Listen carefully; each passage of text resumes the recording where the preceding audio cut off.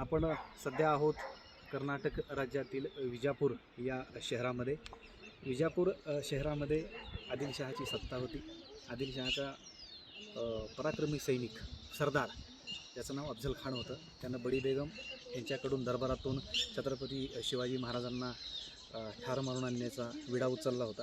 आणि त्यानं जेव्हा स्वराज्यावरती चाल करून निघाला होता तेव्हा त्यानं जाताना स्वतःच्या 63 बायकांना याच ठिकाणी पाण्यामध्ये बुडवून मारलं होतं आणि त्यांच्या कबरी या ठिकाणी 63 कबरी आहेत. हा भाग विजापूर शहरामध्ये 60 कबर या नावानं प्रसिद्ध आहे. आपण पाहू शकताय या बाजूला एकूण 63 कबरी दिसत आहेत. या ज्या 63 कबरी आहेत यातील काही कबरींचं सध्या नुकसान झालेलं दिसत आहे. ही कबर आहे. हा परिसर बंदिस्त केलेला आहे. सध्या तो पुरातत्व विभागाच्या ताब्यात आहे.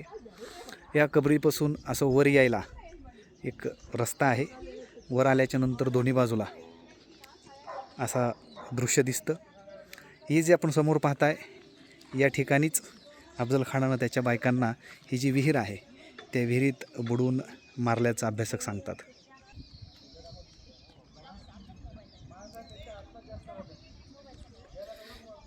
ही समोर विहीर आहे. त्याच्या पलीकडच्या बाजूला ही एक बांधकाम दिसत आहे जे सध्या त्याचं क्षतिग्रस्त झालेलं आहे.